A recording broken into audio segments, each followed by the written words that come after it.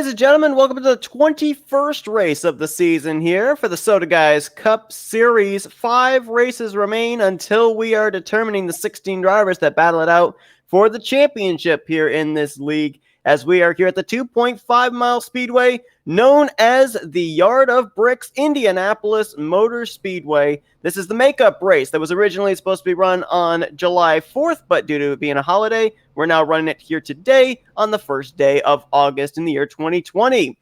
I'm Seth Cole alongside of Samuel Dyer. And Sam, we've seen these drivers, well, not these drivers, but we've seen the Rapid Fire Pizza National Series here in Indianapolis, but they were at the road course configuration. We've now got the drivers here at the speedway configuration, and look who we got at the top of the board. Guy who won the road course race here when we had the National Series. Yeah, Burcroft going to be coming in that 4 machine and feeling comfortable here at Indy. And what's crazy is we only had 6 drivers go out there and actually put down qualifying laps. The rest of the field decided that they want to see where their fates kind of lie if they just don't qualify. So a different strategy from a lot of different cars, but on top of the board, it's that 4 machine with that track position that could be very viable here at Indy. Brendan Burcroft has only made 2 other prior Soda Guys Cup Series starts, and he's finished top 10 in them both, top 5 in one of them, as he's going to start alongside of Dalton Collins. Now, Collins is only making his second start of the season. His first run was the last time out at New Hampshire, where he brought it home in the podium, 3rd place finish.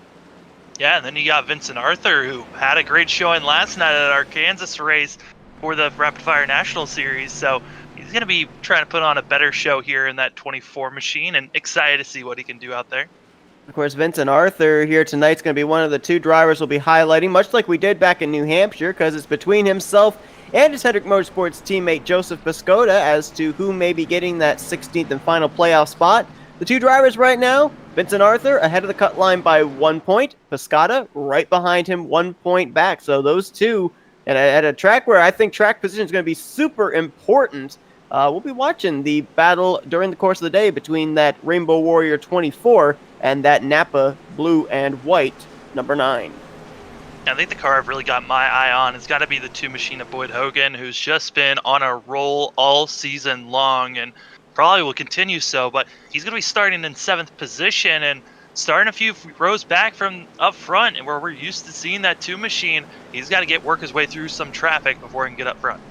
Boyd Hogan, an 8-time winner this season, and of course, last night in the Rapid Fire Pizza National Series, picked up his first career win there at the Kansas Speedway. So, to your point, a lot of good momentum coming his way. Doesn't matter what series he is in, and another couple of guys we'll have to keep an eye on back there as well. A couple of drivers out of RCR. You got Greg Newsom there in the 3. He's making his 3rd start of the season in that Trace, and you've also got a teammate for him here tonight, the 8 car being driven by Chris Noble. So it's the first time that we've seen RCR with 2 cars in the field. Pace car pulls off, and it's going to be Burcroft who's going to be giving us to the green. Green flag out in the air. We are green here in Indy. We've got that 21 of Kyle Payne up here, who was one of the 6 drivers to take time. He was blinking the entire pace lap, still continuing to flicker in and out, and that's going to be a bit of a hindrance for these drivers trying to work their way up to the front. 21, I think, is going to try and get out of everybody's way. Yeah, and everyone up front is going to get all single filed up and going to be trying to push forward. A car that looked like he had a bad exit off corner, that's going to be Tyler Sifford, who is probably going to drift back and will lose a position to Ty Cole down the straightaway possibly, as he's also got Boyd Hogan on his inside. 3 wide down the straightaway here as Hogan tried to take Sifford 3 wide. They worked their way around Ty Cole. Now the 2 of them are side by side for the 4th position. Actually make that for 5th place, as Hogan will take the spot. Update for Kyle Payne, who was going to drop all the way back to 19th position. He did qualify up to 6th place, but due to him blinking, he was told to drop back and does so cleanly. Coming into this race with all the different drivers moving from different rides and some drivers filling in and whatnot, we have a total, of 5 drivers that are locked in through wins. Boyd Hogan, John Cottle, Ty McWhirter, Caden Rush, and Richard Reagan Jr. I believe... Oh, James Love went for a spin, but able to save it and take it back. That was actually Greg Newsom that got loose off of 2 and was able to save the 3 machine. And still is able to at least keep somewhat in touch with the very back of the field. And looks like that car doesn't really have any damage either. Indianapolis, one of those tracks that have quite a bit of runoff there, especially on the straightaways, or at least the back straightaway. If you try and use a runoff here on the front straightaway, you're probably going to find yourself either spinning down pit road or into that pit road wall. Yeah, the front stretch is kind of not a safe place to spin out, but everywhere else, you pretty much have a chance to save it. But right now, Brandon Burkroff really pulling away from the rest of the field, almost up to a second gap to second place of that 27 machine. We mentioned the fact that Brendan Burkroff in the Rapid Fire Pizza National Series won here at the road course configuration. However, at that racetrack, he was going the opposite direction down the front straightaway, so I gotta wonder if maybe he's feeling a little bit odd here. Wow, I thought for a moment he might be wrecking the car, but he was actually turning his car to the right on purpose to be able to try and drive it as deep as possible there into 3 and 4. Yeah, trying to get the right angle into these corners, and it's all about entry really into every single corner here. If you get the wrong entry, it's going to screw up your initially. If you mess up corner number 1, corner number 2 usually is going to be terrible as well, and it's a compounding issues that can continue forward. But so far, everyone's running pretty clean out here so far. Battle right now for the 4th position is going to be between a couple of former winners this season. Ty McWhirter, that Coca-Cola Toyota Camry, and right behind him is the gray and green deuce here this evening. That is Boyd Hogan, new colors on his Penske Racing Ford Mustang as he's trying to continue to work his way further up into the top 5. And we've also got a good battle behind them. That's Tyler Sifford trying to hold off Spencer Tart in the 10 machine. And right now, trying and doing a decent job as Tart trying to make the pass here, and they're going to be, they get contact during entering turn number 1, able to stay straight. But Tart, as well as that 95 machine, making contact into entry up turn number 1. You saw after the contact was made how Spencer Tart's car kind of wiggled through the center of 1 and 2, so I almost wonder if something went a little awry there for that 10 machine as he was on the inside line of the 95 going into turn 1. And look at this, 3 wide. That is Piscota on the bottom, Larry Reed in the middle, Ty Cole on the top side, and then you've got Oscar Jensen, Taylor Butcher Benjamin in this group. That's Gunisman there and Ryan Strong. So you got about 7 cars up here. This is 8th place on back to 14th. This is the hornet's nest of all the machines that are here. That is a total of about 7 cars all on top of one another, and we might see 3 wide entry once again, but Larry Reed decides otherwise, as he was the one who backed out last time and decides once again to back out this time.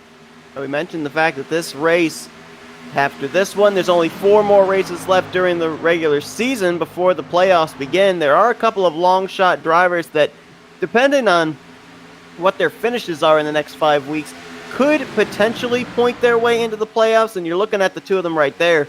Ty Cole is 18th in points, 76 points behind the cut line, and Larry Reed in the 32 right behind him. He is 19th in the points, 84 points behind the cut line, but they need a lot of help, and they need a lot of good finishes, preferably up inside the top 5 here in these remaining 5 weeks.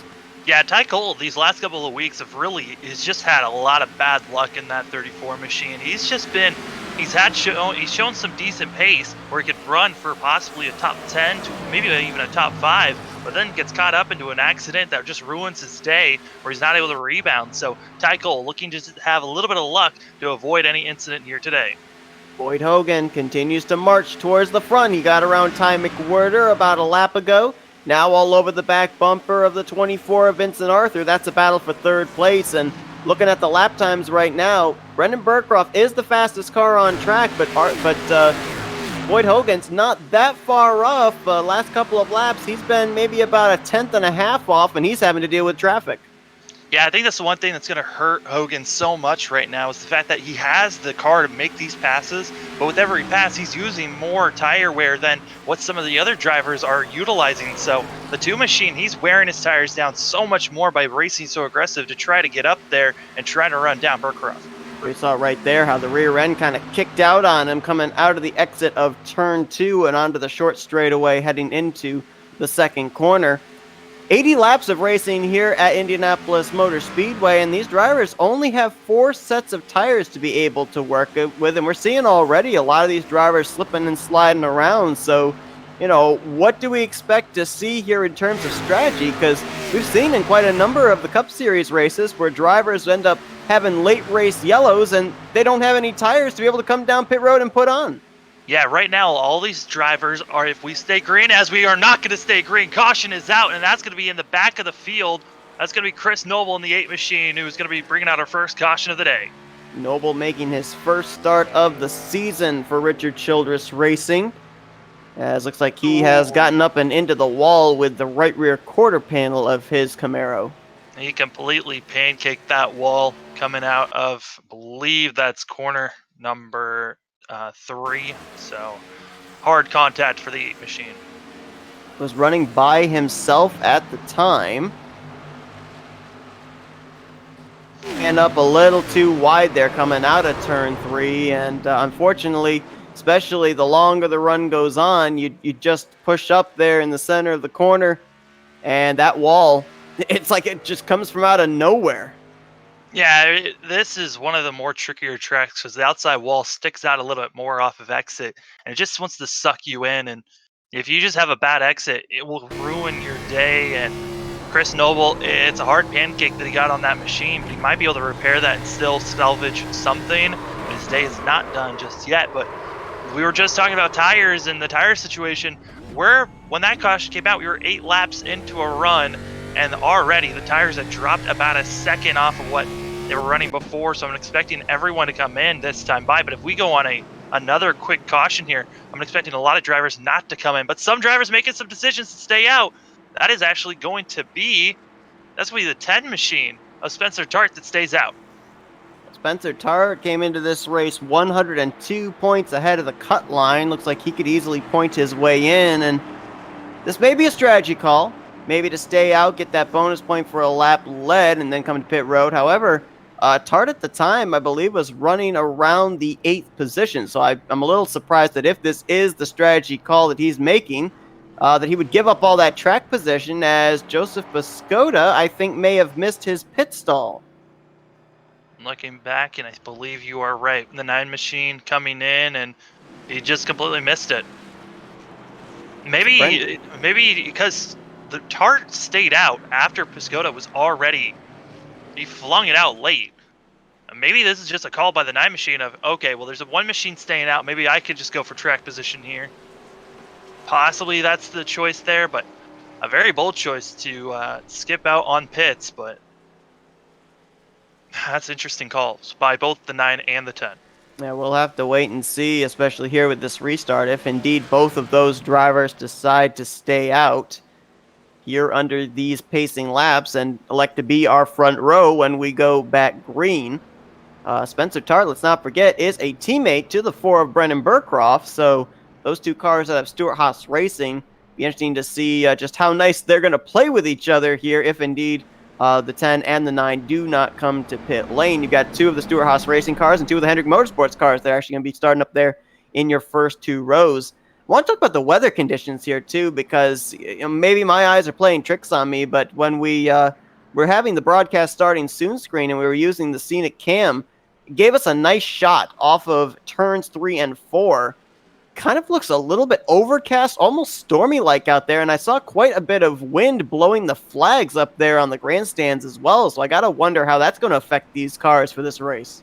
Yeah, cloud cover is going to be something that's going to affect the racetrack. During practice, the track temp was around 80-some degrees. Right now, it's about 90 degrees track temp, so it's slicking up the track just a little bit. But we do have a couple of pit stall changes for some drivers. Piscota just came back into the pits to take his pit stop. Ty McWhorter had a huge mistake coming out of his pit stop, spinning around. And I don't believe, no, he did make contact with the wall after spinning it on the exit of pit road. And then Ty Cole, he overshot his pit stall, decided to go with the 2-tire stop instead of it being for the right sides, 2 left side tires. So that's going to have Ty Cole starting this race, or restarting this race, I should say, up in the 6th position. And the only reason why I'd be a little bit worried about that is on the initial start of this race, he was the car that we saw shoot almost up into the wall off of turn 2 on the very first lap and saw a 3-wide situation down the back straightaway as a result.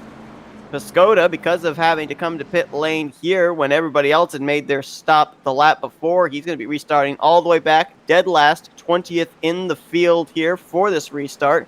And Spencer Tart decided to stay committed to the staying out program. He's going to be the race leader when we go back green alongside of his Stewart Haas Racing teammate, Brendan Burcroft.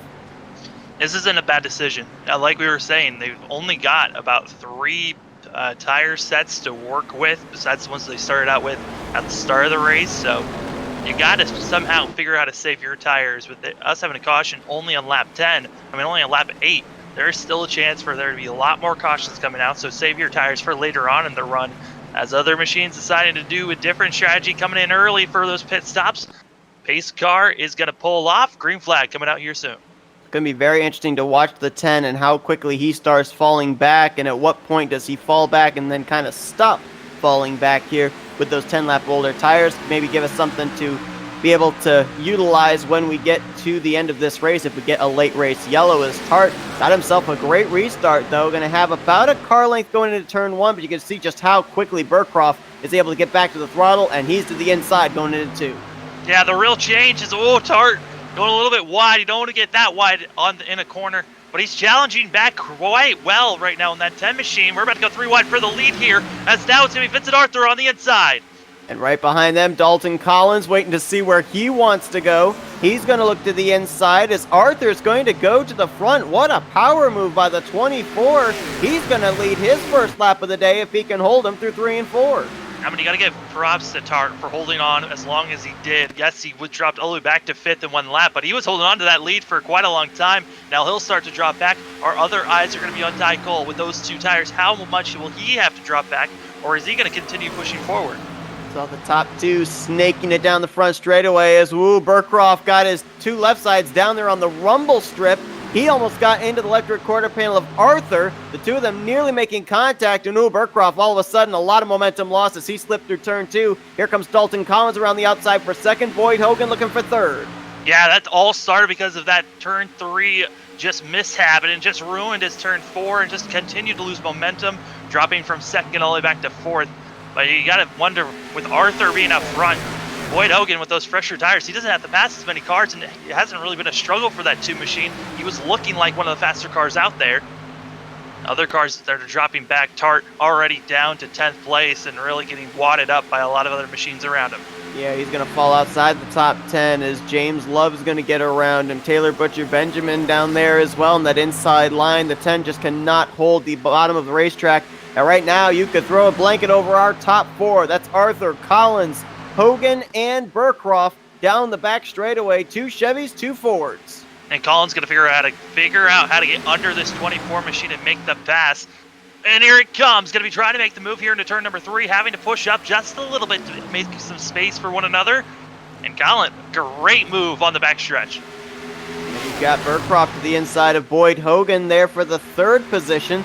Those 2 kind of have to settle that battle out quickly, because if these top 2 up ahead are able to draft with each other, they could open up a little bit of distance, but Vincent Arthur going to stay to the outside of Dalton Collins, tries to get the right rear quarter panel, now swings it down to the inside going into turn 1. Nobody, at least on this restart, has been able to hold the race lead. And that right there, Colin was trying his best to figure out how to stop this 24 machine and decided, hey, maybe I have to defend the outside, and right when he tried to make that move, that 24 machine swinged it low and kind of like a chess match out here, trying to figure out which lane you have to defend. But the car behind really is at the advantage to make a move. See the 24 moving up, trying to get his right front to the left rear quarter panel of Dalton Collins, 27. That is not to give the 24 a speed boost, but rather to slow the 27 down, drag him back to him, as he'll now go side by side there, door to door for the lead again off of turn 4. And like we were saying with the battle for 3rd, once they stayed side by side, you could lose time. But our leaders, they're losing time now as 3rd and 4th place, right on their back bumper. Boyd Hogan decided to push the 27, and it's going to be Ford machine pushing the 24. Yeah, the Indianapolis, because of the fact that it is a 2.5 mile speedway, a lot of people consider it a super speedway in terms of the way that the track is formulated. And right there, we had 2 car tandems going down the front straightaway, with Burcroft pushing the 27 and Boyd Hogan pushing the 24. And it might happen again here on the front stretch. It just matters on how well these drivers get through turn 3 and 4. Collins doing a great job trying to pull away from Arthur in that 24 machine. Only his second start of the season for Premium Motorsports, coming off a third place run in his debut last time out at New Hampshire. And as these four have been battling amongst themselves, we could add in two more players up in this lead group. Larry Reed in the 32, Ryan Strunk in the 77. They're starting to close up the gap. Yeah, this is a great run for Strunk right now, who we're used to getting caught up in some type of incident early and then being right in the middle of the back of the pack. So it's good to see the 77 right now in 6th place, having a really decent run right now. Checking in on Spencer Tart in the 10 machine, all the way back in the 15th position, and now trying to hold off Greg Newsom and Kyle Payne so he could fall back as far as 17th if those two are able to get around him. Larry Reed's engine just blew. My goodness. Larry Reed's tape must have been wrong or something, because that 32 machine just blew up on the backstretch. Now remember, folks, this is an open setup league. These drivers are allowed to make whatever setup they want to whatever type of requirements they need. And so Larry Reed apparently going a little too much on maybe putting the grill tape there on the front of his race car, and overheating issues for the 32. That is a tough break, as we didn't even reach a quarter of the way through this race. No, and that's going to be at least 30 to possibly 40 minutes of required time that needs to be utilized. And just looking at how quick we've been going through these laps, I think this race might be over by the time that Larry Reed gets that car done and fixed up and ready to go again. So that 32 machine will probably most likely be done with the race after that incident of his car blowing up and not able to make it to the quarter marker. Boy, and you've got to wonder now. I mean, I would have to think one huge factor into that is the fact of this cloud cover. More often than not, when you've got the cloud cover, it gives the drivers a lot more grip on the racetrack, a lot more downforce, and so it gives them a lot more speed. But with that engine turning over as many RPMs as it is here today, if there's any other drivers out there that might have their grill tape somewhere in the same vicinity as Larry Reed did, you got to think they have their eye, or at least one of their eyes, glued to that water temp gauge. Yeah, obviously there was a mistake made in the crews about that move of having too much tape, but the battle for the lead heating up once again as Vincent Arthur diving it down deep into turn number 3. Ooh, gonna push up off the corner there on Dalton Collins. Collins had to give him a little bit of room and almost got into the wall off of 3. That's going to be a slip up enough to move the 24 back to the front. Brendan Burkroff now looking for second, and Vincent Arthur's going to move down there, give him a little bit of a draft down this front straightaway.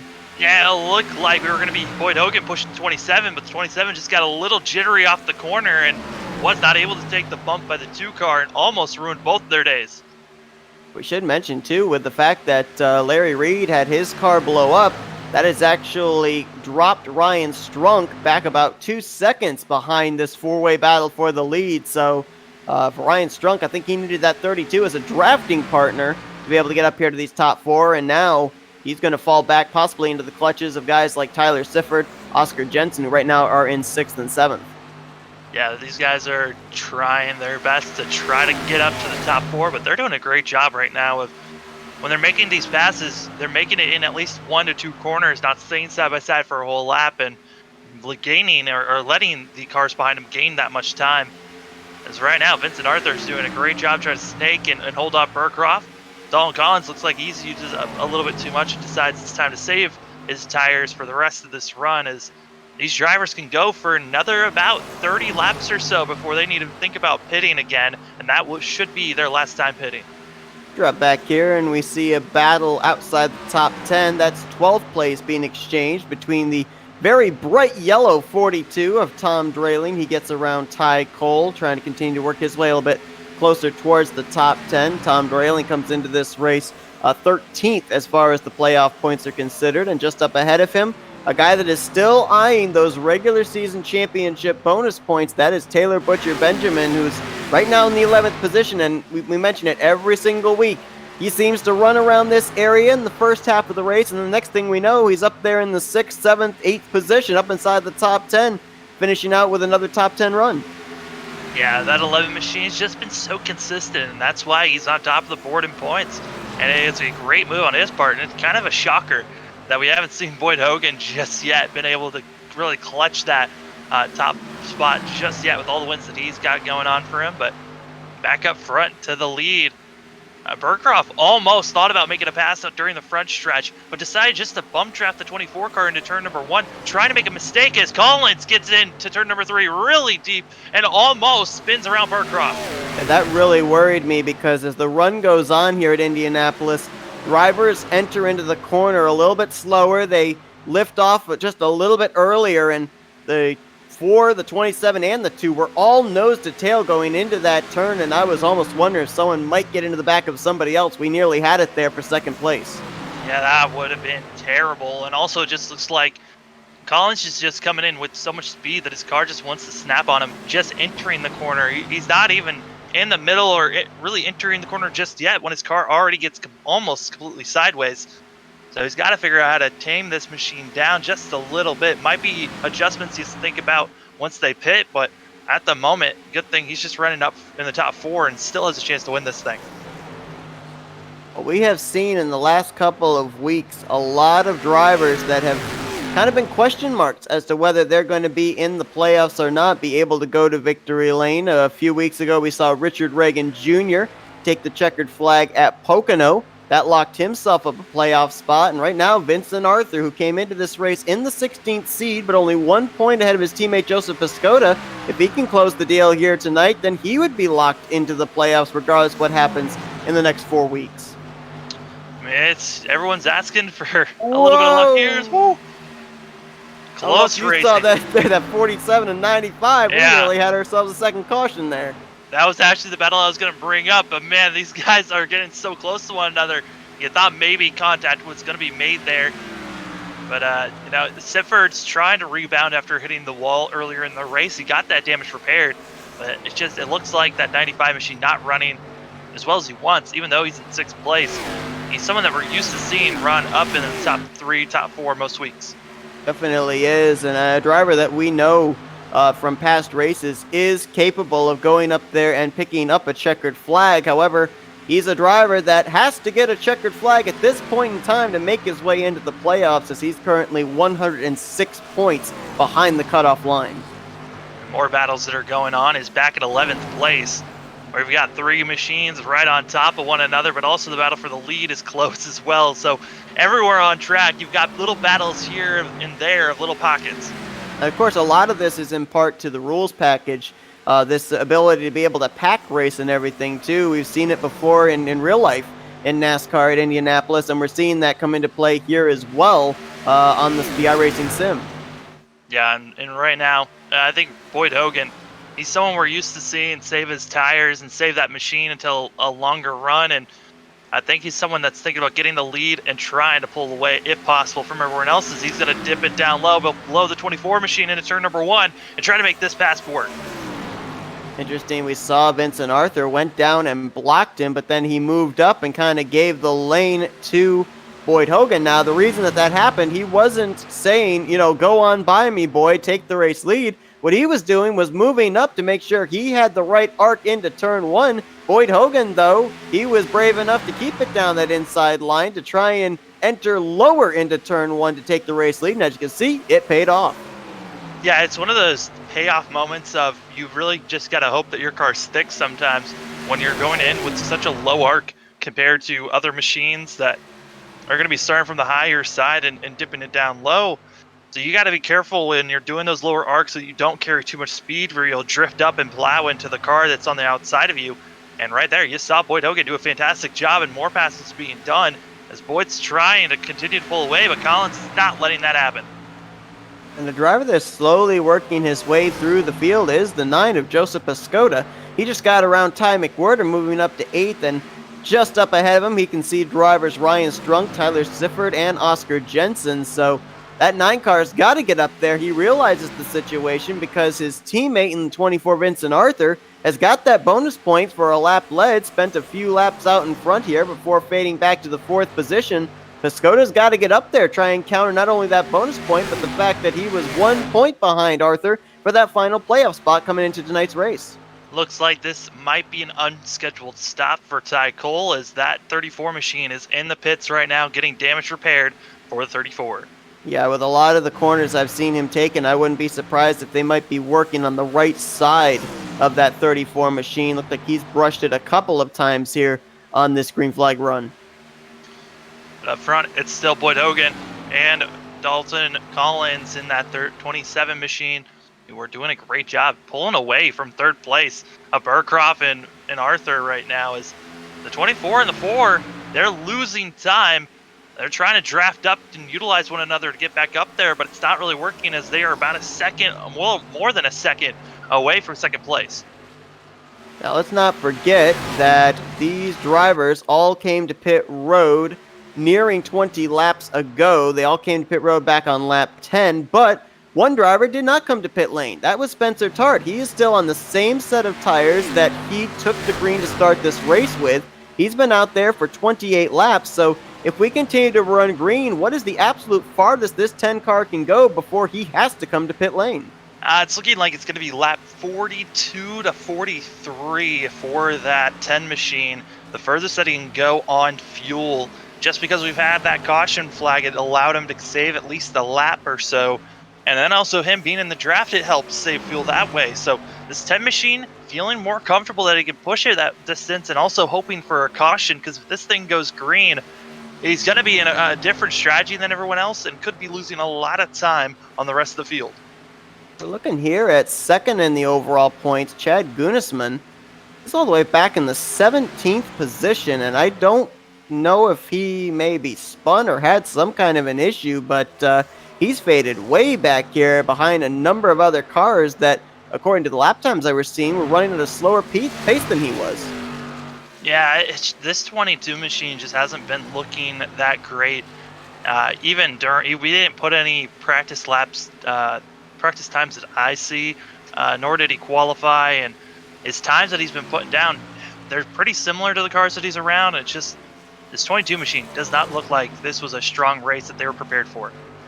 And the thing that really amazes me here too, I know there's obviously a lot of information that's passed on from teammate to teammate, but you look in a case like this here today, you've got Boyd Hogan out here in front. He's been able to work his way from 7th at the drop of the green flag to 4th on the last restart, now up to the race lead. And then on the flip side, you've got his teammate in the 22 back there struggling. I mean, I know that these drivers obviously are passing information to each other of, hey, I tested this out, this worked, why don't you try it out? And I know that, driver comfort comes into play, but it's amazing sometimes to see that one driver on a team does so well and yet another driver struggles. Yeah, it is driver preference on the setup, and we know that everyone has their different driving styles. I mean, we see that a lot with in our Rapid Fire Pizza National Series with the BJ McLeod guys. You have Santini, who loves to drive with a very stable car, and then you've got Logan Helton, who likes to drive a lot more looser machine.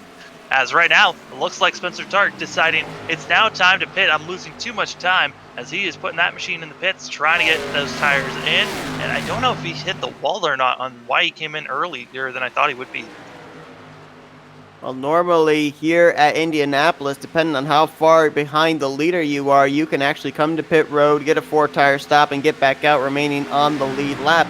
And of course, with the fact now we've been able to go 22 laps into this run, that right front tire is going to be heating up quite a bit. And we saw Ryan Strunk here in the 77 nearly get acquainted with the turn 2 outside wall. And we're going to see a lot more of that as this run goes on.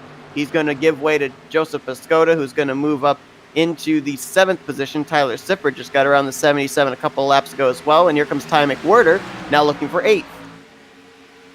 All these guys lined up, nose to tail, trying to figure out where they're going to try to make this pass. If they need to use their bumper to intimidate someone, get them out of the way to make a mistake, or just digging it down deep, you're going to be seeing this 10 machine, Spencer Tart, just try to get by everyone. He's going to be on fresher tires, and at the moment, he's running around the cars that are around 8th place. So he's got to be careful about running around these machines. This 10 machine is going to be flying by everyone else. All right, you gave us a target lap of around 42. Is it possible at a track like this, where draft comes into play quite a bit, for Spencer Tart to maybe save enough fuel to make it the rest of the way? Or are we going to see him have to come to pit road and, maybe top off that fuel tank around 10 laps to go?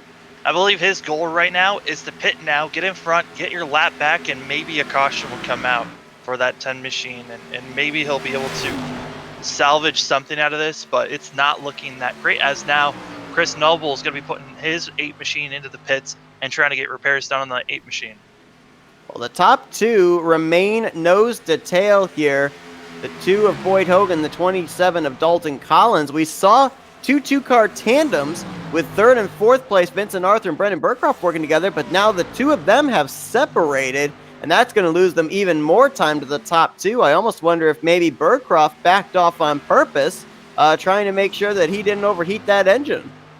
Possibly. I mean, we saw Burcroft on behind a lot of cars, and he was just like, might have been heating up that engine a little bit too much, and that's why he's backing off. We know Vincent Arthur was up front, and he was wearing those tires down trying to defend that first place position for so long.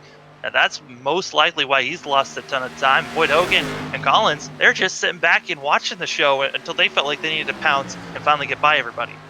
Dalton Collins looks like he might be just a little bit faster than Boyd Hogan. Not sure if it's the fact that he's in the 2 cars draft that's leading to that illusion, but here he goes. He's going to look to the inside of Boyd Hogan for the race lead going into turn 1, and it was like Boyd Hogan said, all right, you want the lead? Go ahead and take it. Didn't want to take the chance of both of those cars getting torn up and trying to fend him off for the top position. Yeah, we're going to see, though, in the next lap or two if Collins truly is the faster machine or if it was the draft. Keeping that 27 there is Boyd Hogan already starting to get that draft to pull him right back to the 27 machine. We might be seeing a pass here on the front stretch, but it is not going to happen here in through 3 and 4.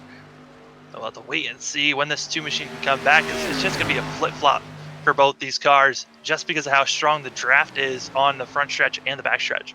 Yeah, that's the first time I can recall in a long time seeing Boyd Hogan on a long run really look tight off the corner. You saw him have to jerk the wheel really hard to the left to make sure he did not go up and brush the wall out of turn 3. So maybe struggling just a little bit there with that number 2 machine as he still keeps Dalton Collins to within 3 car lengths, not letting him get away.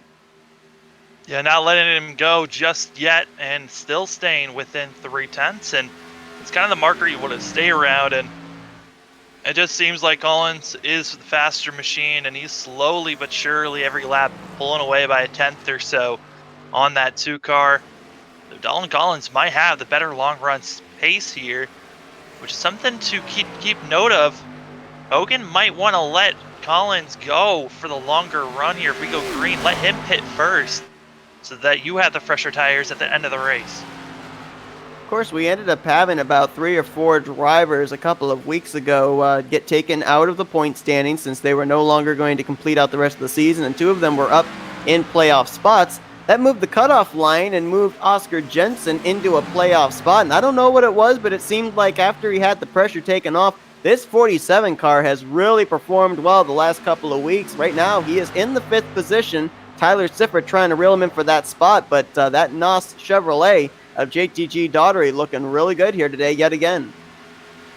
Yeah, having a great run in 5th place, and him, Oscar Jensen, as well as Tyler Sifford, they've kind of just been working together here, just in cruise control, just feeling comfortable where they're at.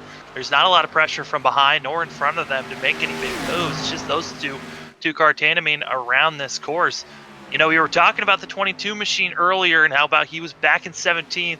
Wasn't looking like he was having a solid day. He's now up to 13th, almost up to 12th, as he's run up onto the 88, I should say, of James Love, and about to make the pass here for 12th. You know, maybe the long run setup was moved to the 22 machine, and the short run setup was given to Boyd Hogan. Could very well be. Maybe a little experimentation here between the 2 Penske Racing drivers. Next car that Chad Gunnisman would be in line to catch, if he can make up 10 seconds, would be Taylor Butcher Benjamin. And we've said this last couple of weeks, it always seems like the top 2 in points, that 11 and 22, always seem to be in the same vicinity somewhere on the running order. And right now they are 11th and 12th as they currently run. That battle for 5th place is back on again. Sifford continues to close up on the back bumper of Oscar Jensen.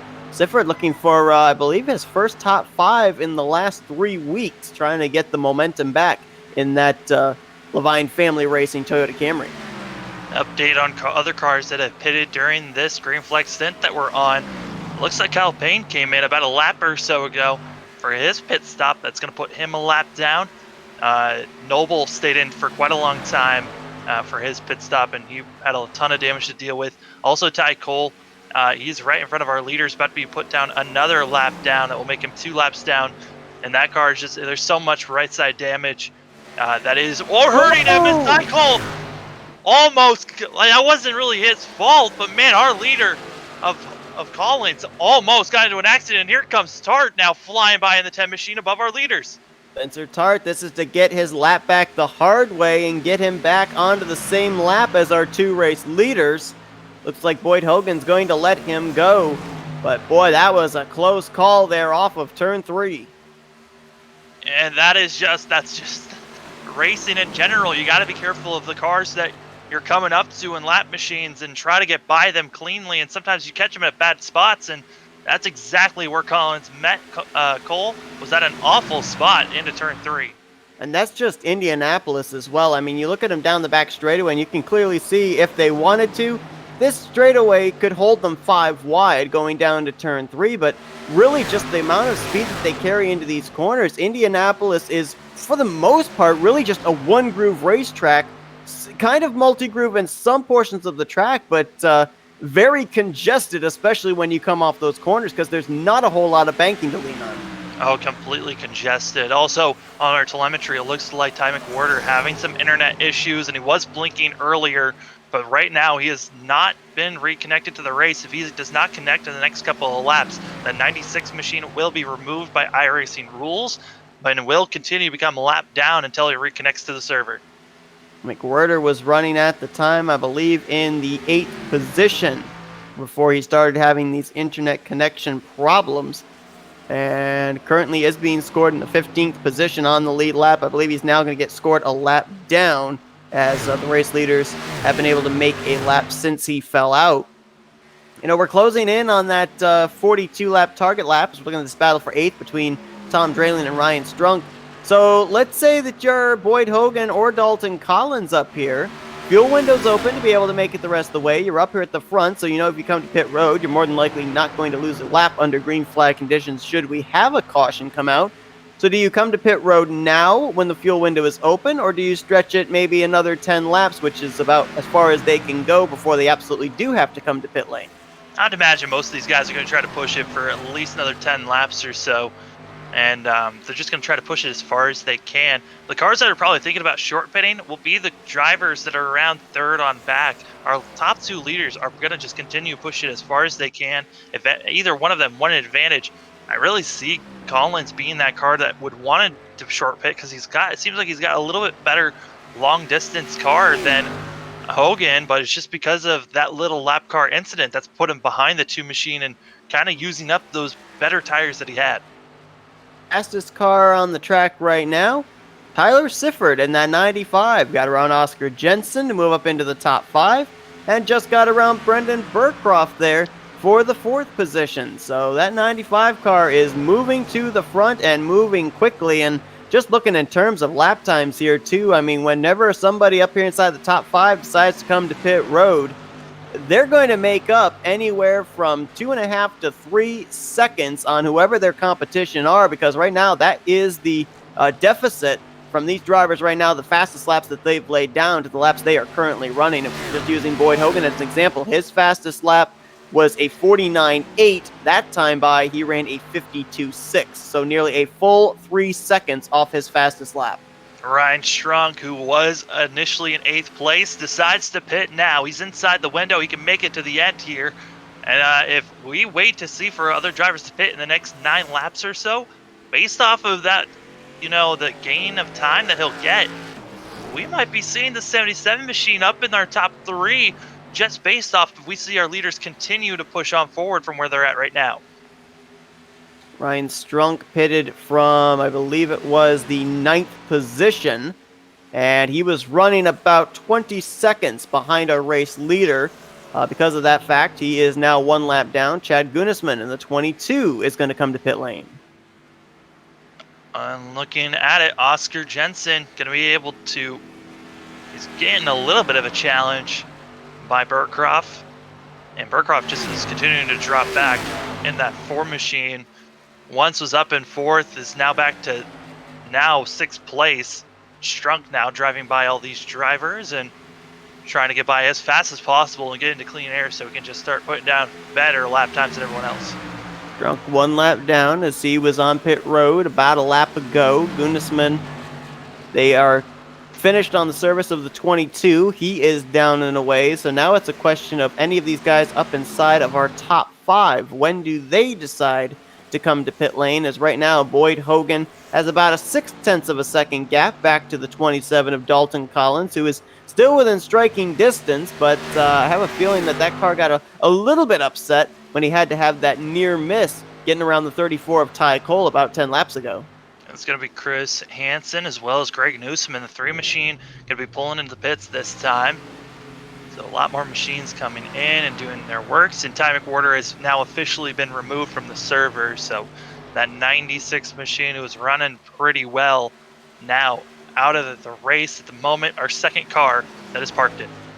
Hansen pitting from 11th, Newsom pitted from 12th place, and here comes our pole sitter. Brendan Burcroft is in. You see top of your screen, that's the points leader, Taylor Butcher Benjamin in the 11, also coming to pit road here on lap 46. And, you know, this is kind of the start of when we'll start seeing drivers pulling in. They can make it to the end here and very comfortably, even if we have a green-white checkered. I believe that these drivers are good for 1 green-white checkered from here on out, but even if we get a late caution, drivers most likely will pit. But the 11 machine overshot his pit stall, and that's something you got to be careful about, is you can really waste a lot of time if you mess up your pit stall here and overshoot it by any factor. Also, update on Ty McWhorter, he is reconnecting to the server at the moment. Should be back in the next couple of minutes, but he right now is 6, possibly 7 laps down once he gets reconnected fully and back on the track. Oscar Jensen, Joseph Piscota from 5th and 6th now are on pit lane. And to your point about the Taylor Butcher Benjamin pit road overshoot, you'll see there is a difference in coloration here between the pit road and the pit stalls. That's because pit road is asphalt. The pit stalls are concrete, and so they are a lot slicker than the asphalt. Whoa. And with these drivers overcooking these tires, when they go into that pit stall, sometimes there's no grip in those Goodyears anymore.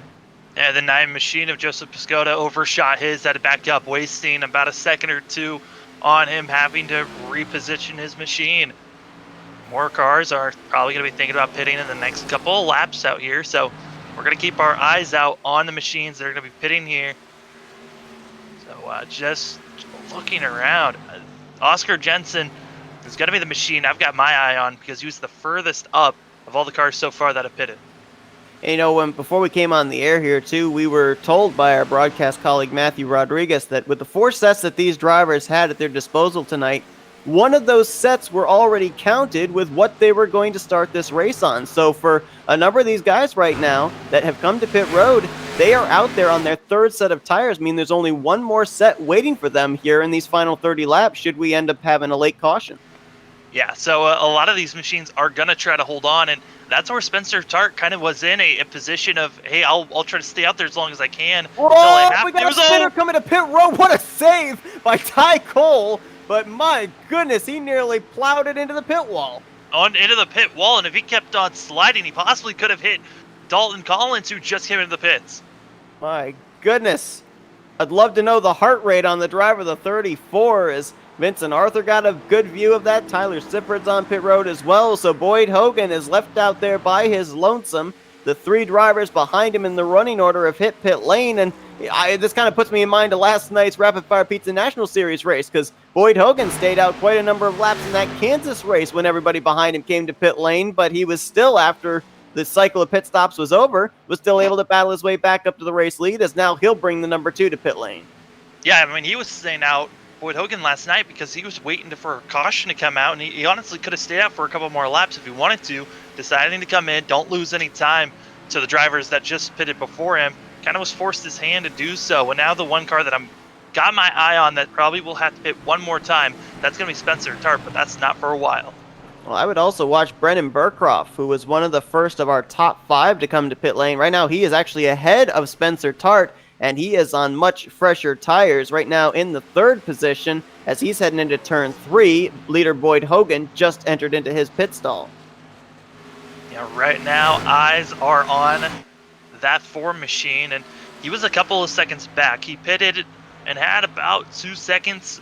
Actually, he's been out there for 3 laps or so. So he's going to be trying to push that machine as hard as he can to gain all this time. And I don't think that he was able to get by the 27 of Collins. So it's going to be close call. But right now, Boyd Hogan looks like he might be losing the lead here as Collins coming off of turn number 2. But here comes the 2 car coming out of the pits. A lot of momentum. He pulls down to get just a little whiff of draft off of Boyd Hogan. And he's going to be right up on the back bumper of that 2 car. And those 2 are only separated by 1 lap difference on their Goodyears. And they're only 1 lap off, and that's not a bad move. As Collins going to be drifting on the high side, making a power move through turn number 4 into the lead and trying to pull away from the 2 machine if possible here. But once that 2 machine of Boyd Hogan gets going, he's going to be able to stick as this 27 machine is wiggling it, trying to break that draft. We've got traffic to deal with up ahead momentarily. That is the 88 of James Love, who right now has scored the last car on the lead lap in the 16th position. And we saw Brendan Burcroft, one of the first drivers up inside the top 5 to hit pit lane. He has cycled up to the 3rd position. You see him right there. He is currently about 2.1 seconds behind this battle for the race lead. And right now, our leader, Collins, looking pretty solid right now after using that lap machine as kind of a drafting buddy to get some more speed in and try to pull away the best that it can. But we'll see what the difference is. 1 lap is actually quite massive here in Indy. We know it's going to help for the longer run as Collins. That's what Boyd needed, was to stay out for just a lap or 2 longer than Collins to have a slight advantage in the longer run. Great battle back here. It was a 3-way battle for 5th between Oscar Jensen, Joseph Piscotto, and Tyler Sifford. It's now turned into a battle for 6th between the 9 and the 95. And these 3 now drafting up to the lap machine 34 of Ty Cole.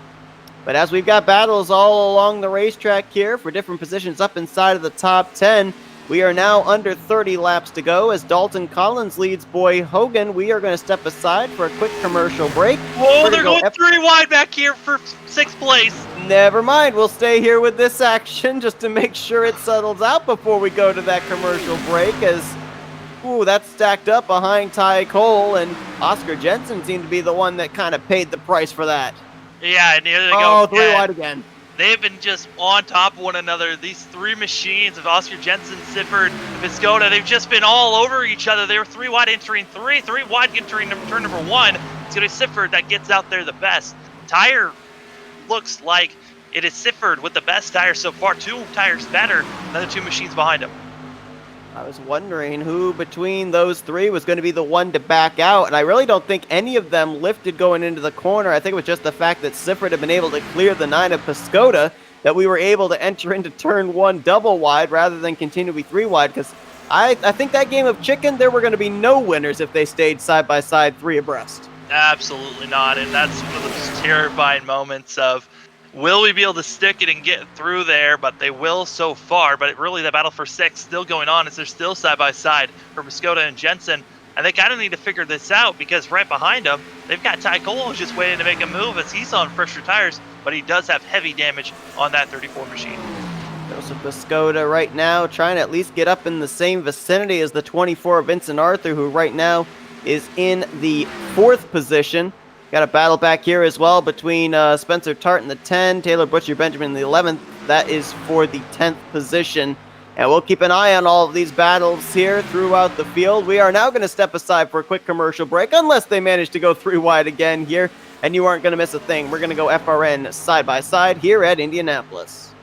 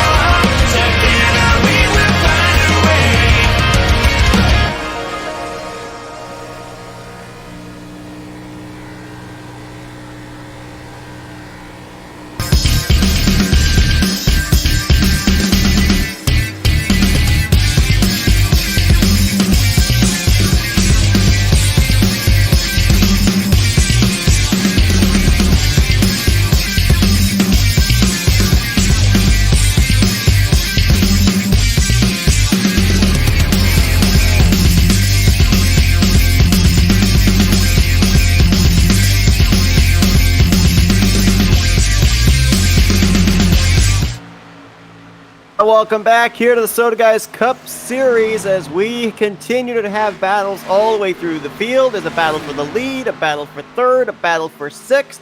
3 different areas in the top 10 and nose to tail in all 3 of them. Yeah, and also there's a battle that's heating up for 8th place, but side-by-side action for 3rd, as it's going to be Arthur. Going to be getting by Burcroft, and Burcroft giving up that position easily, not trying to make it any challenge, as Burcroft is on the 3-lap older tires to the 24 machine. And this battle right now going on nearly 8 seconds. No, almost make it 9 seconds now behind your top 2. That is Dalton Collins, your race leader. Boyd Hogan right now in the 2nd position, and we just had an exchange for the 8th position as you talked about. Tom Drayling getting around Ryan Strunk for that spot. And continuing just to be hard is that battle for 6th place.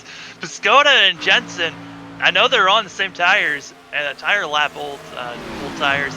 They have not gotten away from one another. They are continuing to stay close to one another and making this race at least interesting for themselves. As they've been away from everyone, I think that one scare of them going 3 wide with Sifford. But besides that, it's kind of been an easy ride for these two that have just been having a fun time out there entertaining themselves. See Brandon Burcroft just up ahead, trying to get around some slower traffic, and because of that, we could, in a few laps, see Tyler Sifford, who has been one of the faster cars on the longer run, close up to the back bumper of the 4 and try and take that 4th position away. You saw when we went to our commercial break, that 10 car there of Spencer Tart had to come to pit lane for his final stop of the day, as did the 21 of Kyle Payne, who is blinking in front of our race leaders. And you do not want to see a blinking car in front of you. That is terrifying to see, and it's one of those instances where if you blink in front of someone, you could blink inside of that machine, and luckily that did not happen as those drivers were able to get there cleanly. Also, you mentioned before we went to break that Ty McWhirter was attempting to get back into the server. He has done so. He is on track, running 8 laps down to the leaders, but at least he's able to get out there and hopefully finish this thing to the conclusion. And obviously the good news for Ty McWhirter is he has that win earlier on this season. He knows he's locked into the playoffs, so you can afford something like this to happen and not ruin your playoff hopes. But every driver, when they come into a race, doesn't matter where it's at, they want to be able to get the best finish possible. So when something like that happens, it's got to be very frustrating for a driver. Yeah, it's extremely frustrating, especially when you're running well and you know you have a car that can have a great finish, and to have any type of internet issue, it's so frustrating. I know I've watched a couple of racers where they had a winning car and then their internet goes out, or just a misconnection happens where it'll kick them out of the server, and then they're running 2 to 3 laps down and their race is practically done. There's not enough laps, not enough cautions that can help them get back into it, and it's more just clocking the laps and hoping that someone else has a worse day than what you're having. As it looks like the battle for the lead, Boyd Hogan continues to tempt that he's going to make a pass, but just follow suit on the 27, might make the pass here in turn number 1, thinks otherwise. Yeah, might be taking a look here as he's still got about 19 laps to work with, and at the same time, at least trying to stay within striking distance to maybe force Dalton Collins to make a mistake and may not even have to try and make a move on him for this race lead, this race win. Now, the good news for Ty McWhirter, he's had the struggles here to Indianapolis, but next week we're going to be going to the 2-mile speedway of Michigan International Raceway in the Irish Hills. Now, we were there 7 starts ago for the first race of the season, and Ty McWhirter, that's where he picked up the win that locked him into the playoffs. So we'll see if lightning can strike twice, if he can put that Gaunt Brothers Racing Toyota Camry back into victory lane. The guy that he beat for it, well, it was our 7-time winner, I should say, Boyd Hogan. Yeah, Boyd Hogan's just been having a great season. That really is a season that a lot of cars and a lot of drivers just dream of having, of getting so many wins and continuing to be so dominant here as he's right now in 2nd. And kind of just teasing Collins at the moment as he's got the 1 lap fresher tires, and he's kind of just waiting for that time that he feels like he needs to pounce, because he's had multiple opportunities to make a pass, just hasn't utilized it because he's saving those tires for later on. Yeah, the one thing that Dalton Collins has to do here, he has to manage the traffic better, because that has been his Achilles heel on these last 2 green flag runs. He gets up on a race car, doesn't encounter them in the right corner, and Boyd Hogan's able to be there and capitalize and close right back up to his bumper. On one occasion, he was able to get around Dalton Collins for the race lead because of a slower machine. Yeah, and that almost incident almost cost Collins his whole entire race. So he's still out there, and Hanson's going to be staying on the high side, letting our leaders go on by. So trying to be a nice gesture to our leaders and letting our leaders go on by. Our next car that our leaders are going to be hounding down is actually going to be the 22 of Chaz Gunzman. Right now, Gunzman is in the 11th position. 11 cars currently on the lead lap. Chris Hansen going a lap down. We just had an exchange behind him for 13th. Spencer Tart getting around James Love. So Tart's trying to get up there, get himself into the free pass positions. Should the 22 of Gunzman manage to stay on the lead lap, because I'm even seeing these race leaders still continue to slip and slide around here off the corners, the front end not wanting to turn, the back end wanting to turn itself off the corner. So we are not out of the woods yet, with 16 laps to go, of maybe seeing a late race caution. And right now, according to my calculations, I believe everybody has one set of tires still waiting for them, with the exception of the 8 of Chris Noble. I think he's got 2 sets, but he's got to come to pit road somewhere within the next 10 laps regardless. Yeah, Noble's has to come in at least one more time, and he's had a lot of heavy damage on that 8 machine. So with him being 2 laps down, he's just kind of shrugging along until he needs to pit absolutely, which will be at the end of the race. Or right now, he could be trying to run slow enough to where he can actually save fuel and make it to the end here and not have to pit one more time. No surprise, best battle right now is again between the 9 of Joseph Escoda, the 47 of Oscar Jensen. Those two still separated by 0.2 of a second, and now make it even closer, about half a car length between those two coming out of turn 3 heading into 4. Yeah, they just keep on flip-flopping who's going to be leading, who's going to be in 6th, and who's going to be in 7th, and they just can't figure out who wants to be in what position. Other battles that are going on is actually the battle for 9th place behind these guys. Ryan Schrunk's being heavily pursued by the 11 machine, and also is trying to figure out how to get by the 34 of Ty Cole. Ryan Strunk was one of the first guys to come to pit road under the last cycle of green flag pit stops. He is about 3 laps older tires compared to the FedEx Toyota of Taylor Butcher Benjamin behind him, so we'll see if Benjamin can complete the pass for the 9th spot as Ty Cole gets into the wall there off of turn 1. Maybe 2.5 car lengths now separation from the 77 back to the 11, as Strunk looked awfully tight coming off that corner and almost brushed the wall heading down the back straightaway. And once again, it seems like whenever you're here on the straightaway, it's always going to be Piscotty and Jensen figuring out who's going to be bumping who. It looks like it's been Piscotty really who's been holding off that 47. The 47 of Oscar Jensen might be doing the same thing that Boyd Hogan's doing, which is just linger behind until you need to make that pass on the last or second to last lap of this race. Boyd Hogan, you can see here with this camera panning down the back straightaway, peeking out of line just the least little bit. Almost wonder if maybe some of these guys here for this last run might have put maybe just a little bit more grill tape on the nose of their machines to try and help with a little extra downforce in the draft. But again, we've already had a car retire out of the race early on in this one, Larry Reed, after an overheating engine explosion. And Larry Reed is our only car so far that has had a DNF this race. We thought maybe it was going to be Ty McWhorter being our second, but was able to reconnect and get back out there on track. So I was surprised to see that engine go for Larry Reed, but you never know when these engines will go sometimes. You put a little bit too much tape on it and you're sucked up behind somebody else for too long, or if you make any front end damage, there's always a chance of your engine going away that way. Kyle Payne in the 21 heading for pit lane yet again. This would be an unscheduled stop for him, as he was listed as being able to make it the rest of the way on fuel. My assumption is maybe connection issues drawing him back to pit road yet again, as we're watching this battle here for the 9th position between Strunk and Taylor Butcher Benjamin.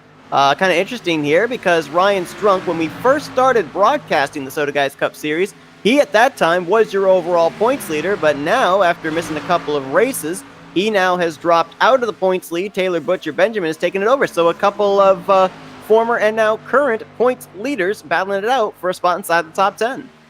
It's been a great battle watching these guys go back and forth and seeing the 11 trying to figure out when he's going to make his pass. But with these older tires, it's so difficult to make any pass. And It looks like Kyle Payne deciding that it is time for him to park it, as he is now disconnected from the server and put his car behind the wall. All right, so you just brought up the point with the older tires, it's difficult to make a pass. So if you're Boyd Hogan, what do you do here to try and get the 27? Because we've seen before drivers be able to get really huge runs, be able to get to the inside of somebody for a position, maybe for the race lead.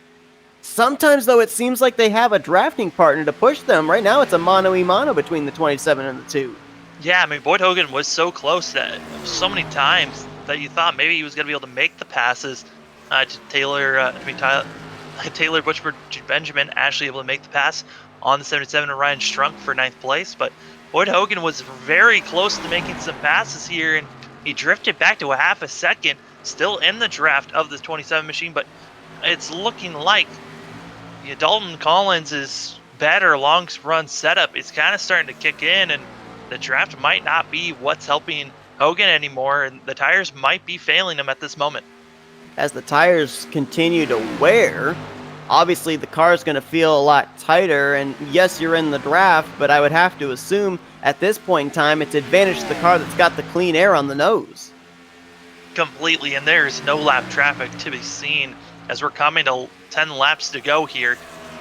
I mean, there shouldn't be any lap traffic for our leaders when we come to these final 10 laps to be ran. But Boyd Hogan's finally came back.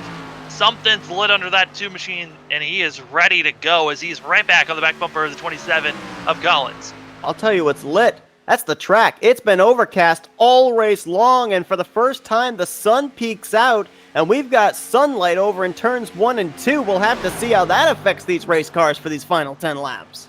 The track temp from when this race started, it was 90 degrees. It dropped all the way down to 86 degrees. This track, with how big it is and how long it takes to get around, if sun starts to creep up, this track could crank all the way back up to the 90s if we are not careful with these drivers. And some cars set up for that cooler track temp, and other machines were set up for the heat. So it could be the fact that Boyd Hogan was ready for this track to start heating up again. We are now under 10 laps to go, 9 laps remaining as Dalton Collins and Boyd Hogan look like they're going to be the 2 to settle this thing out. You saw moments ago the 8 of Chris Noble coming off pit lane. What just happened with the 27 off of turn 2?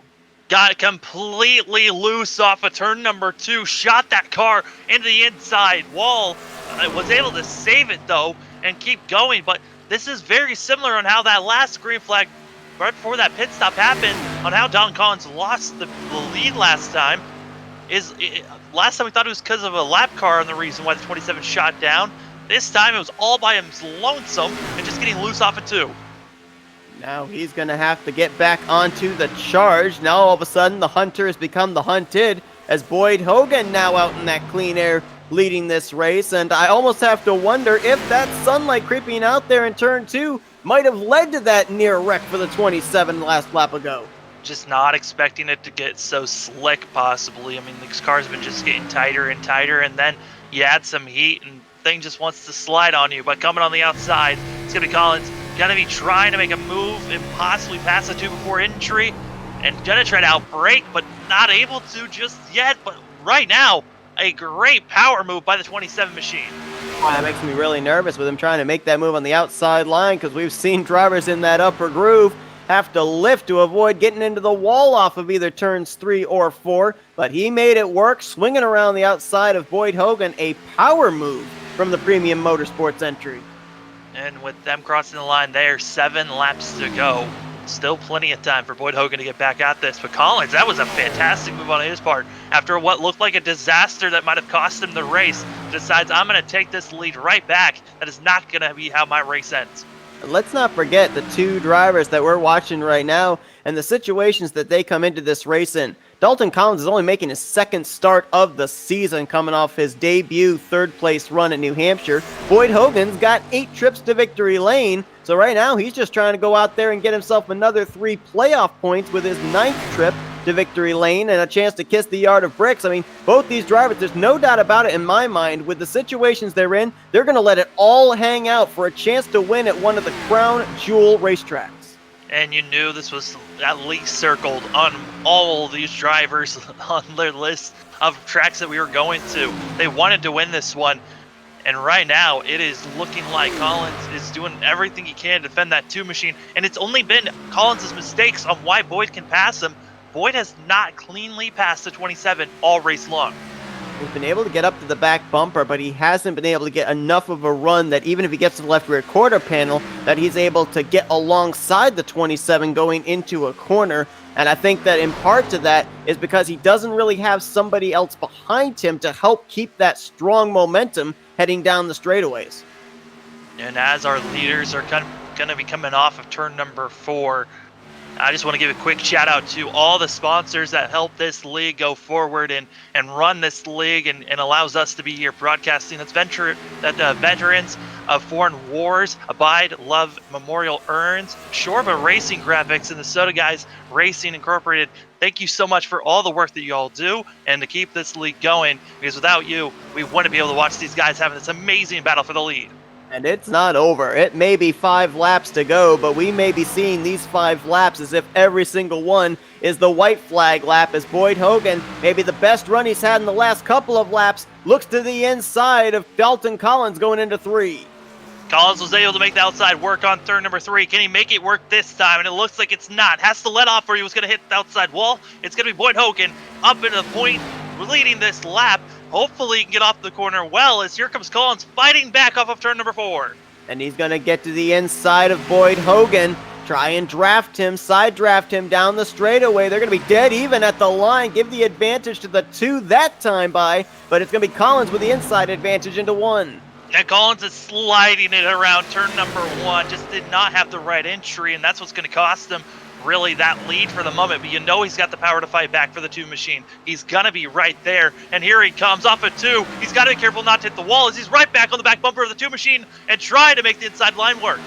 Using just about every lane possible down the back straightaway, from the wall down below that white line to the apron, as he will try and get into turn 3 as the race leader. I think he may have the 2 car cleared by the time they get out of turn 4. And the sun has gone back behind the clouds. The entire 2.5 mile speedway is bathed in shadows yet again here for these final 3 laps. Side by side once again, coming to 3 laps to go. Boyd Hogan is going to have that lead crossing the line there, but will he have it when it matters the most, as our drivers are still continuing to race side by side? If a late caution comes out, honestly, this could change everything for these guys that have been running so hard right now. Right now, you know, with everybody all spread out, if we are to have that caution, it may be involving these top 2. And if that is the case, you've got 13, now 14 seconds back. Vincent Arthur in the 3rd position. If something goes horribly wrong between these 2, he could find himself up in the race lead, potentially with a shot of winning this race. With how much they've been slipping and sliding, you never know. One simple mistake could cost them both, but it gifts someone behind them greatly. The next closest battles that are going on track is actually going to be the battle for 12th position, but that's about a half a second between those 2 of the 20 and the 10. When they come across the line, 2 laps to go. Boyd Hogan still in the lead, trying to hold off Dalton Collins. And I did see a car just off camera there that they would maybe catch before this race is over. It's hard to tell who that is going into turn 2. That might be the 34 of Ty Cole. We'll have to see if they are going to catch him before the conclusion of this race, as they are literally nose to tail off of turn 2. Both cars looked out of shape coming off the 2nd corner. And it is Ty Cole that's in front of them. Ty Cole at the moment is about 3 to 2 seconds ahead of them. And based off the lap times that are being ran, that's exactly how fast our leaders are running, faster than Ty Cole, even though they're side by side. So Ty Cole could be someone to watch out for that could influence this race if he doesn't get out of the way as they're coming to the white flag coming around the corner.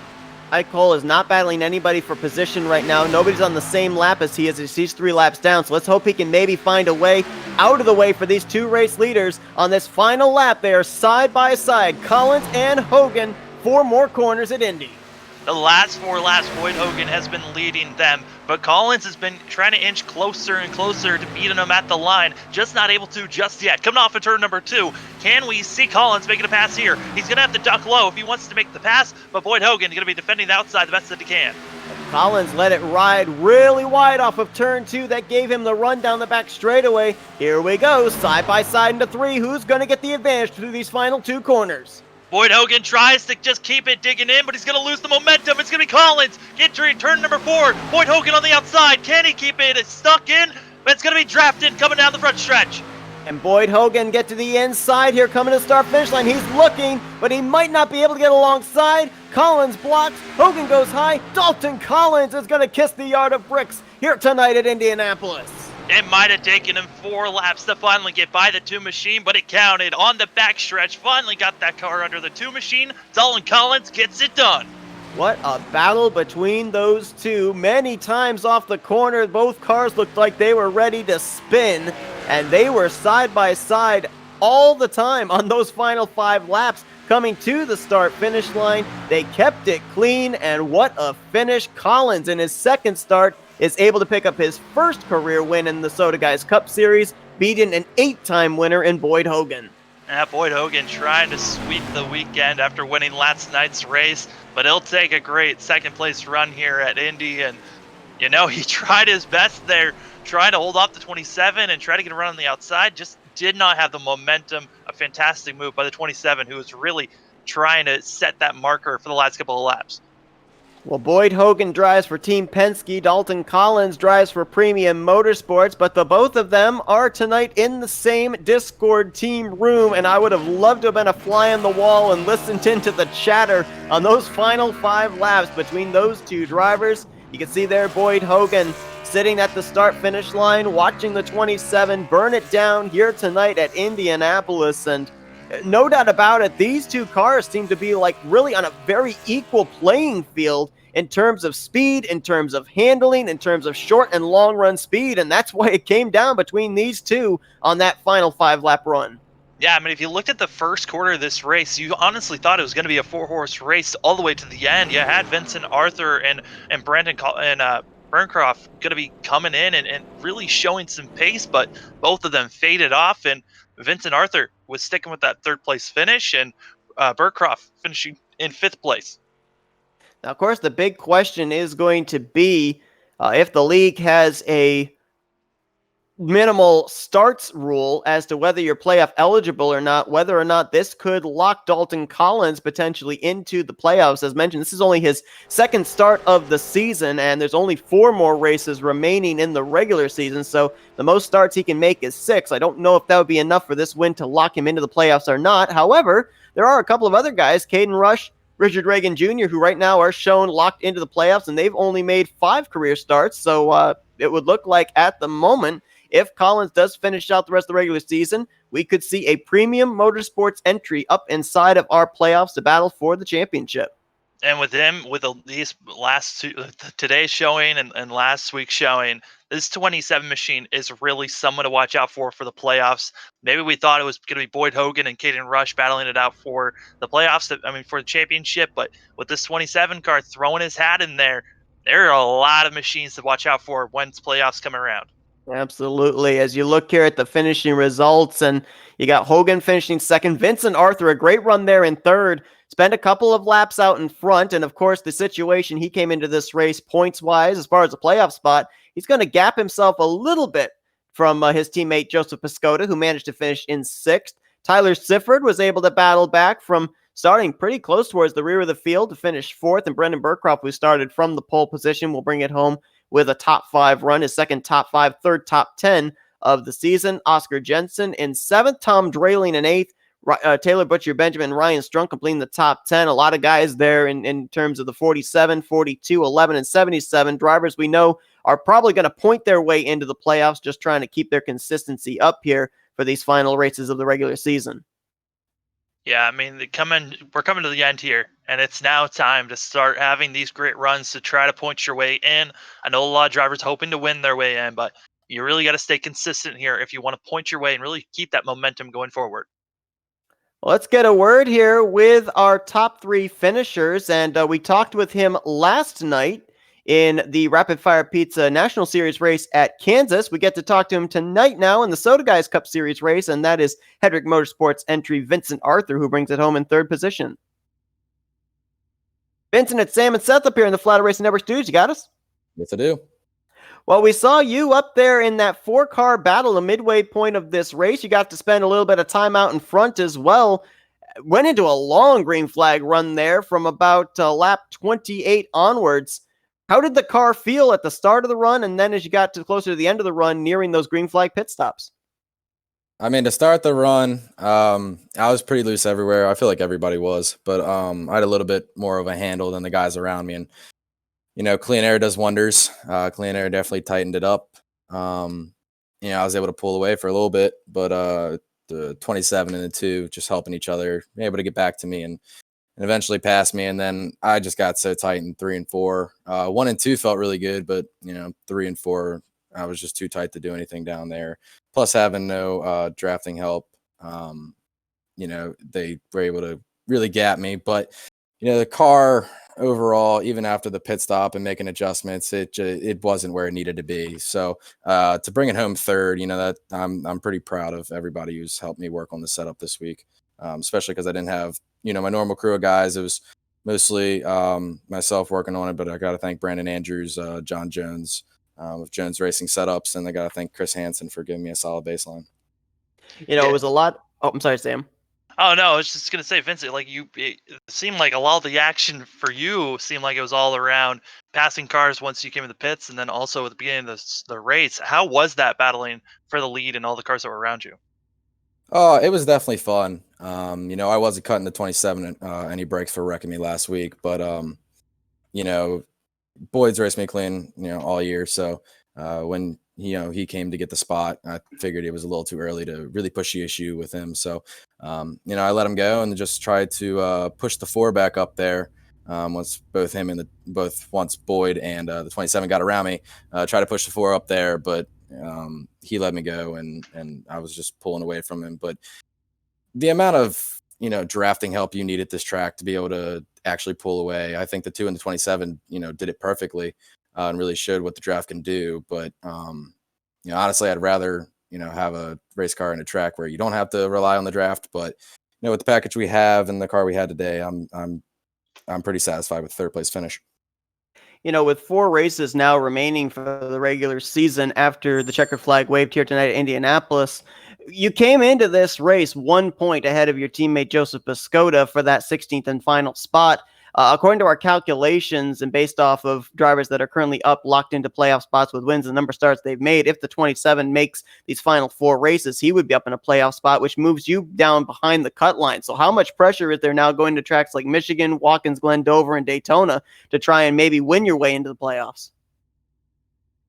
Yeah, honestly, last time we went to Michigan, I was really hoping we would just pull one through and win that one, so we wouldn't have to worry about it. But yeah, I mean, the pressure's definitely on. Every week that we get closer, it's like somebody new into the league wins, and we just keep getting bumped out. So it's frustrating, but I think that gives us more motivation to come with a better car and try to just beat these guys straight up in a long run like we had tonight, and then lock ourselves in that way, because honestly, at this point, pointing your way in doesn't seem like a viable option.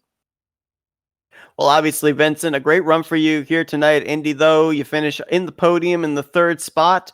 A lot of momentum continuing on for you as well. I believe this is your 3rd or 4th straight top 5 finish on the season. So you're definitely got some momentum going on as far as your consistent finishes heading into Michigan next week. We're going to let you do some shout-outs now. All right, thanks, guys. I got to thank the Soda guys, veterans of Foreign Wars, Shorba Racing Graphics, SFM Customs, Botting Love Memorial Urns, Jones Racing Setups, and then Full Tilt Brewing Company. And then last but not least, I got to thank my parents for, allowing me to do this and not, getting me away from the sim and everything like that. They've been super supportive, especially with this league, because the amount of time that I put in down here on setups and testing and everything like that. They've been really supportive, and I really appreciate them for that. That's Vincent Arthur. He puts his Hendrick Motorsports Chevrolet into the 3rd position here tonight at Indianapolis. Congrats on a great run. We look forward to talking to you next week in Michigan. Thanks, guys. Appreciate you. And let's get our runner-up finisher, Boyd Hogan, who was just about 6/100ths of a second away from getting his league-leading 9th win of the season. Hey, Boyd, it's Sam and Seth up here in the Flatout Racing Network studios. You got us? Yes, sir. Well, we talked to you in Victory Lane last night at Kansas. We almost talked to you in Victory Lane here tonight at Indianapolis. You came up just short from taking that checkered flag, but what a battle between you and the 27 for those final 5 laps. What was it like playing that game of chess at about 190 miles per hour? I mean, it was some of the most fun that I've had since I've been on the sim, hands down. I mean, I always love racing Dalton.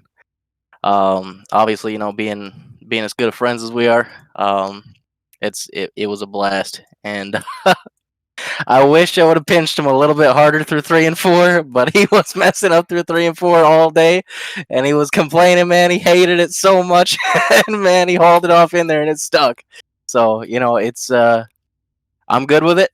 It was a blast, and I mean, we got the 1-2 for legacy. Yeah, I'm pleased with it. We obviously mentioned top of the broadcast that this was a makeup race from July 4th. So, how important was it having that extra month to be able to kind of tweak on the setup? I mean, we had a pretty good piece here, ready to go, because it was I showed up that night thinking we were racing, and then it turned out we weren't. So we had something ready to go that night, and Dalton and I went in and tested a little bit last night, and we dialed it in a little bit better. Just trying to get it a little bit more drivable. As you guys saw, man, it was wrecking loose for 90% of the run, and yeah, it was way worse last night. So it was good to have a little bit more time to prepare for sure. Yeah, I mean, Boyd, it seemed like you were kind of set up, Dalton, for the longest time, just lingering behind the 27. Was your plan to make that move as early as you did, or were you thinking about making a last lap pass there? I mean, really, all I was trying to do was put the pressure on him. With Dalton, I mean, he's one of the best on the sim, hands down, and one of the best guys that we have on our team. And so, going head to head with him, it's always a chess game, and you can't wait till the last lap. I mean, last lap you're gonna do whatever you can, but it's Indy. You got to take every run you can in the last few laps, and that's what we both did. We kept it clean. I was expecting to throw some doors at the end because that's how it's always been with us, but it ended up being clean, running it out to the line, and he's in the playoffs now, so it's gonna be a hell of a series in the fall. No doubt about that. I mean, if this is any clear indication of what we can expect to see when we start getting into the playoffs, you're right. We are definitely going to be in for a show. So close to being able to getting your 9th win of the season, but you bring it home in the 2nd position here today, and right there in the conversation in those final 5 laps. We're gonna let's do some shouts now here, Boyd. Yeah, as always, I got to thank everybody on Legacy. Bob Earnhardt himself, Judd Danielson at Abruzzi, Butt Kicker, Oculus Glasses, everybody that helps us out there.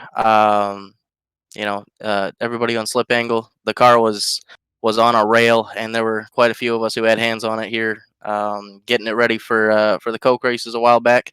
So it's always good to come out and run good, and it was stellar. It was a blast, and shout out to Dalton for being an absolute wheel, man. I'm so glad he's back on the sim. He was gone for the last 3 or 4 months, and I was wondering how rusty he'd be when he got back. But man, he picked up where he left off. So it's a great night. Oh, that's Boyd Hogan. He brings it home 2nd place here tonight, Indianapolis. Still a great run for you. Congrats on a great performance, and we look forward to talking to you in the Irish Hills at Michigan next week. Yes, sir. Sounds good to me. Thank you. And let's bring out our race winner down in victory lane. That is Dalton Collins. And just to answer Boyd Hogan, I don't think there's any rust for this 27 car. Dalton, it's Sam and Seth up here in the Flatout Racing Network studios. You got us? Yes, sir, I do. Well, we got the perspective from the guy you were battling those final 5 laps, but let's get the perspective from you, the race winner. What was it like there battling it out with Boyd Hogan those final 5 laps with you guys slipping and sliding out of the corner? A lot of near misses. Oh yeah, man. That car that we had, I mean, it was pretty much the same setup and everything, but that car was so loose. It was so fast, but it was so fun to drive. I mean, you had to be on it. I mean, if you messed up one time, you were giving up so much time, and I actually proved that a couple times in the race. But yeah, one hell of a battle there. Last 5 laps. I don't know if you guys noticed, but that was one hell of an ass whooping we gave him. So, those 5 laps, battled it out hard, and I really don't even know how I got back to him. Going on the back, I think it was the white flag lap, I believe. When I got back up under him, I just gassed it up and hoped that it would stick, and it did. And it was pretty exciting race to the finish. Yeah, we saw that kind of culminate after that final round of green flag pit stops. We saw you come to pit road about a lap or two before the 2 car did. Did you think maybe that one lap would allow you to maybe get away from him, not allow him to be able to get into your draft and get back up to your bumper? Uh, that's kind of a tough question. I mean, I lost a little bit of ground to him before I pitted, and I was wanting to just try to gain that time back, if anything. But yeah, just trying to gain that, pretty much that time that I lost, and hopefully I was gonna, battle him at the end. So that's what happened, and came out with the win.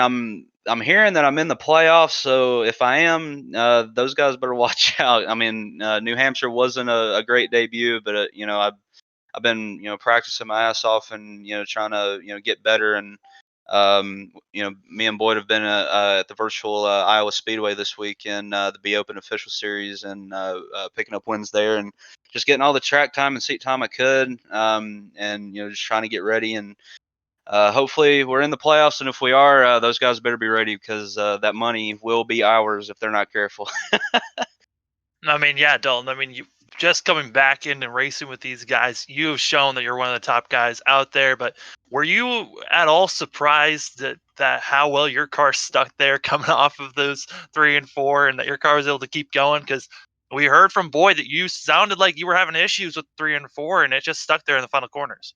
Yeah, 3 and 4, mainly 3, but coming off of 2, I think it was maybe 5 or 6 laps before, maybe 5 to go, but I completely lost it. I don't even know if you guys caught it on camera, but I completely lost it coming out of 2, and Boyd passed me on the high side. But yeah, I mean that track and that car was so loose, but it was so fast. The speed was definitely there, but yeah, I didn't think I was going to get it. I just kept slipping up, and the thing was when you get out front, it was just really loose, and when you get behind a guy, the arrow push would actually help it.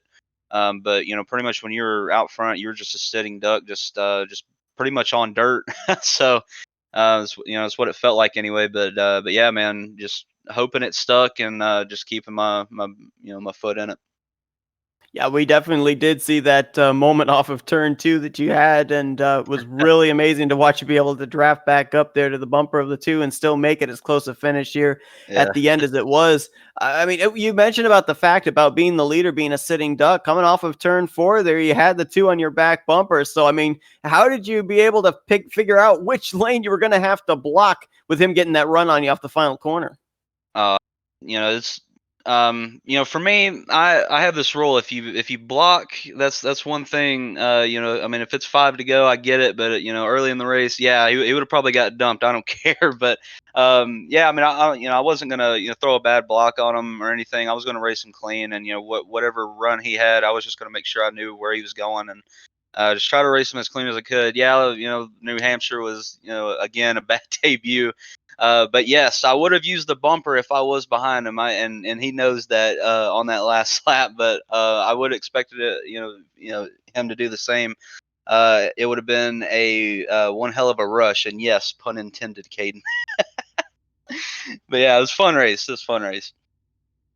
Well, in his first 2 starts, he has finished in the top 5 here, and a win tonight at the Yard of Bricks at one of the most important circuits out there, no matter what type of motor racing you're interested in here at the Indianapolis Motor Speedway. Dalton, congratulations on a great run. We're going to let you do some shout outs now. Yeah, everybody at Legacy Sports, from Taylor Burris to Boyd Hogan, who works on these cars, he busts his ass every week on these things, whether it be the Cup car, Xfinity truck for Road to Pro. Everybody at Rocket Racing Setups, I just got with those guys on the short track side and the dirt track side, with Richard Murtoff, Robbie Keneally, David Lamb. If anybody's wanting to, try to find that little bit extra speed, go to Rocket Racing Setups on Facebook. Look us up. Yeah, pretty much just everybody there, Legacy Sports. got to give a shout out to my own page that I run myself. I support STR, even though this wasn't short track racing, but it's very important to me, I think, and how we were slipping and sliding tonight. I think racing on hot slick tracks and stuff like that, on short tracks and also dirt tracks, I think it's very important. But I support STR. Look us up if you're wanting to find the latest events that are going on and what's coming up next across the calendar and short track racing on iRacing. Thank you to everybody. A Bruzy butt kicker. Very fitting to have butt kicker on the car because we gave him an ass kicking. So it was a really fun race. I appreciate everybody's support and hope to be back next week. That's Dalton Collins celebrating his first win of the season, the Soda Guys Cup Series. Once again, congratulations on a great win, and we look forward to seeing what you do for the remainder of this regular season. Maybe we'll get to talk to you again next week at the 2 Mile Michigan International Speedway. Yes, sir. I hope so. Thank you.